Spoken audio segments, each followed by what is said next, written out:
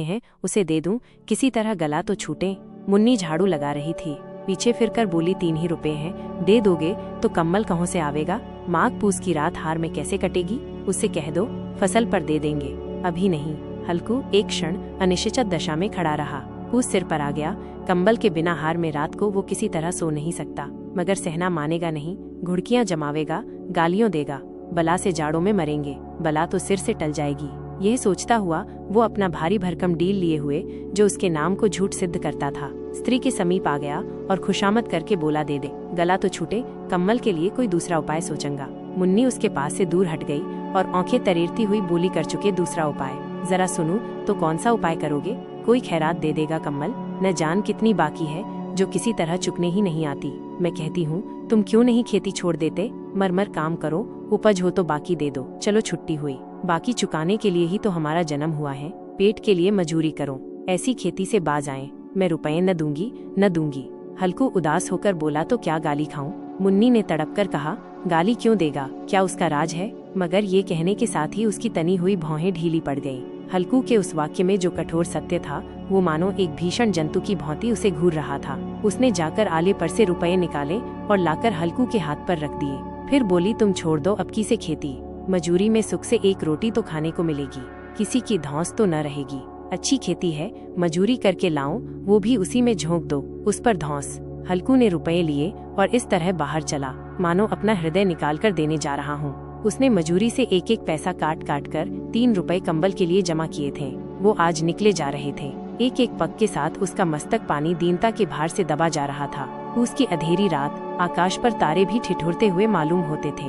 हल्कू अपने खेत के किनारे ऊख के पत्तों की एक छतरी के नीचे बॉस के खटाले पर अपनी पुरानी गाढ़े की चादर ओढ़े पड़ा कौप रहा था। खाट के नीचे उसका संगी कुत्ता जबरा पेट में मुंह डाले सर्दी से कूकू कर रहा था। 2 में से एक को भी नींद नहीं आ रही थी। हल्कू ने घुटनियों को गर्दन में चिपकाते हुए कहा, क्यों जबरा, जाड़ा लगता है? कहता तो था घर में पुआल पर लेट रहे तो यहाँ क्या लेने आए थे, अब खाऊं ठंड, मैं क्या करूं? जानते थे मैं यहाँ हलवा पूरी खाने आ रहा हूँ। दौड़े दौड़े आगे आगे चले आए, अब रो नानी के नाम को। जबरा ने पड़े पड़े दुम हिलाई और अपनी कूकू को दीर्घ बनाता हुआ कहा, कल से मत आना मेरे साथ, नहीं तो ठंडे हो जाओगे। ये रान पछुआ न जाने कहाँ से बर्फ लिए आ रही हैं। उठूं, फिर एक चिलम भरूं, किसी तरह रात तो कटे। 8 चिलम तो पी चुका, ये खेती का मजा है। और एक भगवान ऐसे पड़े हैं जिनके पास जाड़ा आए तो गर्मी से घबराकर भागे। मोटे मोटे गद्दे, लिहाफ, कंबल, मजाल है जाड़े का गुजर हो जाए। जगदीर की खूबी, मजूरी हम करें, मजा दूसरे लूटे। हल्कू उठा, गड्ढे में से जरा सी आग निकालकर चिलम भरी। जबरा भी उठ बैठा। हल्कू ने चिलम पीते हुए कहा, पिएगा चिलम, जाड़ा तो क्या जाता है, हाँ जरा मन बदल जाता है। जबरा ने उनके मुंह की ओर प्रेम से छलकता हुई आंखों से देखा। हल्कू, आज और जाड़ा खा ले, कल से मैं यहाँ पुआल बिछा दूंगा, उसी में घुसकर बैठना, तब जाड़ा न लगेगा। जबरा ने अपने पंजों उसकी घुटनियों पर रख दिए और उसके मुंह के पास अपना मुंह ले गया। हल्कू को उसकी गर्म सांस लगी। चिलम पीकर हल्कू फिर लेटा और निश्चय करके लेटा कि चाहे कुछ हो अब की सो जाऊंगा। पर एक ही क्षण में उसके हृदय में कंपन होने लगा। कभी इस करवट लेटता, कभी उस करवट, पर जाड़ा किसी पिशाच की भांति उसकी छाती को दबाए हुए था। जब किसी तर न रहा गया, उसने जबरा को धीरे से उठाया और उस सिर को थपथपाकर उसे अपनी गोद में सुला लिया। कुत्ते की देह से जाने कैसी दुर्गंध आ रही थी, पर वो उसे अपनी गोद में चिपटाए हुए ऐसे सुख का अनुभव कर रहा था जो इधर महीनों से उसे न मिला था। जबरा शायद ये समझ रहा था कि स्वर्ग यही है, और हल्कू की पवित्र आत्मा में तो उस कुत्ते के प्रति घृणा की गंध तक न थी। अपने किसी अभिन्न मित्र या भाई को भी वो इतनी ही तत्परता से गले लगाता। वो अपनी दीनता से आहत न था जिसने आज उसे इस दशा को पहुंचा दिया। नहीं, इस अनोखी मैत्री ने जैसे उसकी आत्मा के सब द्वार खोल दिए थे और उनका एक एक अणु प्रकाश से चमक रहा था। सहसा जबरा ने किसी जानवर की आहट पाई। इस विशेष आत्मीयता ने उसमें एक नई स्फूर्ति पैदा कर रही थी जो हवा के ठंडे झोंकों को तुच्छ समझती थी। वो झपट कर उठा और छपरी से बाहर आकर भूखने लगा। हल्कू ने उसे कई बार चुमकार कर बुलाया, पर वो उसके पास न आया। हार में चारों तरफ दौड़ दौड़ कर भूखता रहा। एक क्षण के लिए आ भी जाता तो तुरंत ही फिर दौड़ता। कर्तव्य उसके हृदय में अरमान की भांति ही उछल रहा था। 1 घंटा और गुजर गया। रात ने शीत को हवा से धतकाना शुरू किया। हल्कू उठ बैठा और दोनों घुटनों को छाती से मिलाकर सिर को उसमें छिपा लिया। फिर भी ठंड कम न हुई, ऐसा जान पड़ता था। सारा रक्त जम गया है, धमनियों में रक्त की जगह हिम बह रही है। उसने झुककर आकाश की ओर देखा। अभी कितनी रात बाकी है? सप्तर्षि अभी आकाश में आधे भी नहीं चढ़े। ऊपर आ जाएंगे तब कहीं सवेरा होगा। अभी पहर से ऊपर रात है। हल्कू के खेत से कोई एक गोली के टप्पे पर आमों का एक बाग था। पतझड़ शुरू हो गई थी। बाग में पत्तियों को ढेर लगा हुआ था। हल्कू ने सोच, चलकर पत्तियों बटोरूं और उन्हें जलाकर खूब तापूं। रात को कोई मुझे पत्तियों बटारते देख तो समझे कोई भूत है, कौन जाने कोई जानवर ही छिपा बैठे नहीं रह जाता। उसने पास के अरहर के खेत में जाकर कई पौधे उखाड़ लिए और उनका एक झाड़ू बनाकर हाथ में सुलगता हुआ उपला लिए बगीचे की तरफ चला। जबरा ने उसे आते देखा, पास आया और दुम हिलाने लगा। हल्कू ने कहा, अब तो नहीं रहा जाता जबरू, चलो बगीचे में पत्तियां बटोर कर तापे, टाटे हो जाएंगे तो फिर आकर सोएंगे, अभी तो बहुत रात है। जबरा ने कूकू करके सहमति प्रकट की और आगे बगीचे की ओर चला। बगीचे में खूब अंधेरा छाया हुआ था और अंधकार में निर्दय पवन पत्तियों को कुचलता हुआ चला जाता था। वृक्षों से ओस की बूंदें टप टप नीचे टपक रही थीं। एकाएक एक झोंका मेहंदी के फूलों की खुशबू लिए हुए आया। हल्कू ने कहा, कैसी अच्छी महक आई जबरू, तुम्हारी नाक में भी तो सुगंध आ रही है। जबरा को कहीं जमीन पर एक हड्डी पड़ी मिल गई थी, उसे चिंचोड़ रहा था। हल्कू ने आग जमीन पर रख दी और पत्तियां बटोरने लगा। जरा देर में पत्तियों का ढेर लग गया था। हाथ ठिठुरे जाते थे, नंगे पांव गले जाते थे और वो पत्तियों का पहाड़ खड़ा कर रहा था। इसी अलाव में वो ठंड को जलाकर भस्म कर देगा। थोड़ी देर में अलाव जल उठा। उसकी लौ ऊपर वाले वृक्ष की पत्तियों को छू छू कर भागने लगी। उस अस्थिर प्रकाश में बगीचे के विशाल वृक्ष ऐसे मालूम होते थे मानो उस अथाह अंधकार को अपने सिरों पर संभाले हुए हों। अंधकार के उस अनंत सागर में ये प्रकाश एक नौका के समान हिलता मचलता हुआ जान पड़ता था। हल्कू अलाव के सामने बैठा आग ताप रहा था। एक क्षण में उसने दोहर उतारकर बगल में दबा ली, दोनों पांव फैला दिए मानो ठंड को ललकार रहा हो, तेरे जी में आए सोकर। ठंड की असीम शक्ति पर विजय पाकर वो विजय गर्व को हृदय में छिपा न सकता था। उसने जबरा से कहा, क्यों जब्बर, अब ठंड नहीं लग रही है?